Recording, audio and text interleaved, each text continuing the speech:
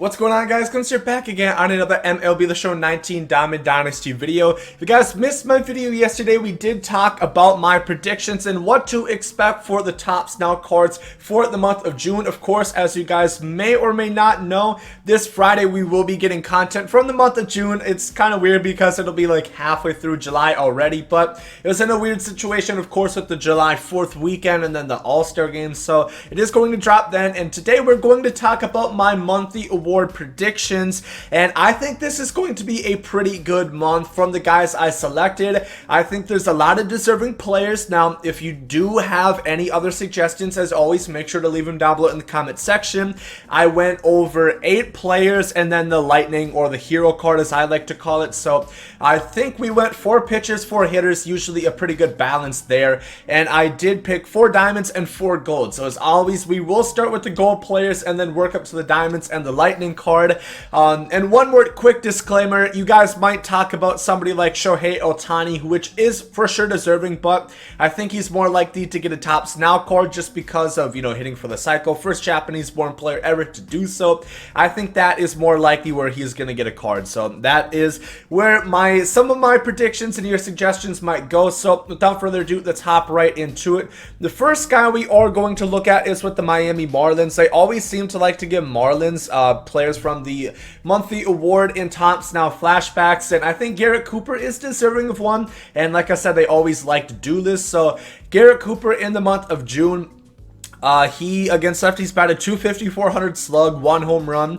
Not the best, but versus righties, he hit .405, 608 slug, 3 home runs, 8 total extra base hits, 26 strikeouts to 8 walks. This is obviously going to be a fledgling gold. I think it'll be like an 80-81.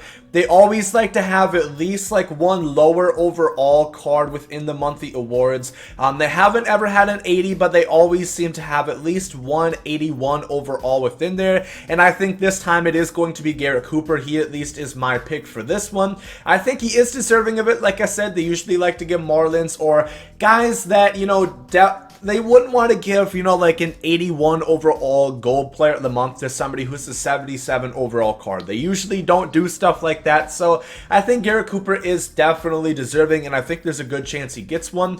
On to the Kansas City Royals. Here we're talking about Ian Kennedy, who I didn't really realize moved to the closing position for the Royals, but I guess he did. I guess I don't really watch the Royals like that for obvious reasons, but Ian Kennedy had a really good month of June as a closer. 9.1 innings pitched. He had a 0.96 ERA, 156 opponent batting average, 0.75 whip, 12 strikeouts to 2 walks. He was perfect on saves, 8 for 8, and only gave up 1 home run. I think Ian Kennedy could probably get like an 82, 83 overall card. Now, usually we do see a flashback starting pitcher version of Ian Kennedy, which usually is a higher gold to a low tier diamond. So I don't think that's necessarily going to mess with this one because this is a reliever. This is a closing pitcher version of Ian Kennedy, and he's had a phenomenal month of June. One of the best performances, one of the best closers within the month of June. So I think he really is worth it, and he'll fill another one of those gold slots at about an 82 overall. This is one I know a lot of people have been requesting, of course, for the Toronto Blue Jays. That is Lourdes Goryeo Jr. I do have him listed as a gold just because he is only a 72 overall. He could be diamond by all means. He definitely could be diamond. I have him listed as an 84 overall gold. However, he had a really good month of June. He had 10 home runs in total. Lefties hit 349, 814 slug, 6 home runs, 8 total extra base hits. Righties hit 328, 590 slug, 4 home runs, 7 total extra base hits. I think the reason why I don't have him listed as a diamond, his fielding's atrocious. He has common fielding, as you guys can see. 48 fielding is not good, and he also struck out 30 times within the month of June, so his vision is not going to be high. Only walked 7 times. So the vision, the discipline, and the fielding is going to keep him from there. But for a gold card who can, you know, play in a lot of different positions, not play it well defensively, but he's going to be pretty good hitting wise, and I know a lot of people, a lot of Blue Jays fans really looking forward to another Lourdes Goryeo Jr. Player of the Month card. I think it's probably going to happen. I think he got one last year as well, but once again, he's really tuning it up right now. Going to show the Rangers some love. I think Lynn is deserving. I would give it to Mike Minor, but I think he's going to be gold in the regular rosters pretty soon. So Lynn, I have him listed as an 84 overall as well. 41.1 innings pitched, 2.9 ERA, 217 opponent batting average, 0.92 whip, 48 strikeouts to just 4 walks and 3 home runs given up. I think that is really good numbers. You know, Lance Lynn, 31 years old. He did, you know, he kind of was better with the Cardinals, then dropped off, but now with the Rangers, really finding himself. That whole Rangers rotation really working right now. Him, Mike Minor, a lot of guys over there. I think he'll get an 84 overall card. Like I said, his 217 opponent batting average is pretty nice. 48 strikeouts to just 4 walks. That'll help him out. 84 overall for Lance Lynn, in my opinion. But now let's move on to the Diamonds, starting in the American League. He was recently introduced to the American League All-Star roster as a replacement. That is Shane Justin Bieber, as you guys know, I call him over here. I think he'll get an 85 overall Diamond. I think he's going to get gold pretty soon as well in regular rosters. 35.2 innings pitched, 3.28 ERA, 214 opponent batting average, 0.95 whip, 48 strikeouts to 6 walks, 3 home runs given up. I think Shane Bieber, the reason why he gets the nod as Diamond over Lance Lynn, who has a little bit better numbers, you might say, is because he's 4 overall higher than him. He's going to achieve Diamond status quicker. As a card, they're not going to have to boost his stats as much as they would with Lance Lynn. And, you know, Shane Bieber did just get recently added to the All-Star roster, so I think this will be an 85 overall card. His per-9s are probably still going to be quite low. His hit-9, they won't move up that high. His K9 will be about 85, something like that, and he'll have decent control. But gameplay-wise, I think this isn't really a card you're going to use. It's more of a set card, which is unfortunate, but if you're an Indians fan, using for an all-time Indians team, something like that could be cool. Going on to our Diamond reliever, they always seem to like to have one. I'm going to pick Will Smith right here. He did get a +3 last roster update, but he's been crazy. I think he's been the best closer within the month of June.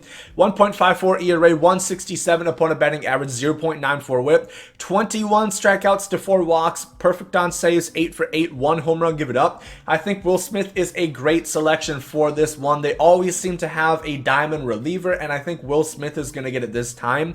Like I said, perfect 21 strikeouts to 4 walks is really nice. 0.94 whip. Of course, Ian Kennedy probably had better numbers than him, but Ian Kennedy's a bronze and Will Smith is an 83 overall, so this would be a lot easier for them to get. I'll say an 87 overall, so a +4 technically for a flashback Will Smith would be a pretty nice lefty reliever option. I do like the gold card, so I think his Diamond would be nice as well.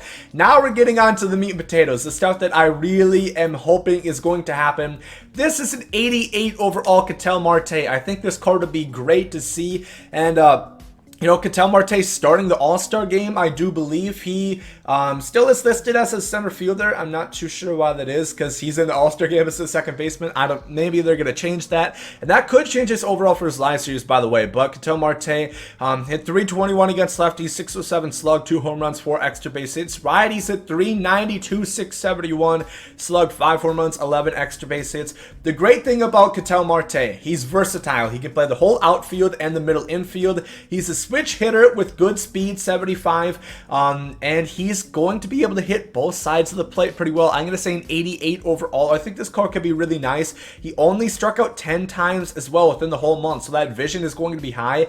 This is going to be a great utility bat that a lot of people I think are going to enjoy. The one thing that needs to happen is they have to fix that damn 32 arm accuracy. You can't tell me he's in the major leagues and has a 32 arm accuracy. If 60 is the average, you're saying he basically, you're pretty much saying if he was at second base, right, and there was a slow roller where he'd have to flip it to the first baseman, he'd overthrow him by 10 feet with that arm accuracy. Stop it. That has to get adjusted. Please make sure to do that on his card. Please and thank you. Staying in the same division, I'm going to pick Charlie Blackmon. Now, a lot of people might say Chuck Nasty should be the lightning card, should be the highest card. I don't think so. He has bad fielding. That's going to make it harder. They're going to have his offensive numbers through the roof in order for that to happen. And I think the guy who I picked it as my hero card had a better month personally. And the fact that we've already had Bellinger as an outfielder as one of the Player of the Month cards, and all of them have been in the National League, that is something that also did impact my decision. But Charlie Blackmon, insane. You know, lefties hit 426, 766 slug, 4 home runs, 8 total extra base hits. Righties hit 400, 900 slug, 6 home runs, 11 total extra base hits. I personally would have given him the nod to start in the All-Star game over Acuna, but that's just my opinion. 15 strikeouts, 4 walks. By the way, you guys know he doesn't walk ever, and bad defensively. This card is going to be really good hitting-wise. The only problem is he's going to be a nightmare defensively. You know, 53 fielding in right field with no arm whatsoever. That is really detrimental. My main problem with this is it's going to be more of a bench bat. He'll have great offensive numbers. He's going to kill righties, you know, 900 slug on the month, and also lefties as well. Hit 426 with the 766 slug. Great card in theory, great, you know, good in MLB, but on MLB The Show, with that defense, is going to be a little bit of a yikes for me, but I think he'll get a 90 overall card is what I'm going to set it as. And you guys know, no bias here. I'm a Rays fan. I'm not a Yankees fan, but I think DJ Lemahieu does deserve the Lightning card of the month. I think he had the best month, and I'm going to reward him with this highest tier card. In the month of June, DJ Lemahieu against lefties hit 296, 481 slug, 1 home run, and 3 extra base hits. That's not bad, you know. That's definitely not bad. I can see them still having 90 plus contact versus lefties and about 60 some power with about 500 slug. I think that's fair. But versus righties, 425, 713 slug, 5 home runs, 13 extra base hits. I think they're going to have him as a righty killer, you know, 110 plus contact. And I think they'll also give him like 85, maybe 90 power. They're really going to want to juice up this card. He struck out 19 times within the entire month, but of course he gets a lot of at-bats because he's in the top of the order. Yankees score a lot of runs. I think he'll have vision of probably over 100 as well. I hope maybe they try to boost his speed or defense, preferably speed. I think that's what this card would really be lacking, so hopefully they can do that as well. But he's versatile, can play a corner in pretty much anywhere in the infield besides catcher. I think DJ Lemahieu would be a very solid option, and I think that he deserves it. You know, like I said, it also helps that both of the 2 Lightning cards have been from the National League, and one have been an outfielder so far. And Josh Bell, first base, kind of outfield too. That was the secondary position.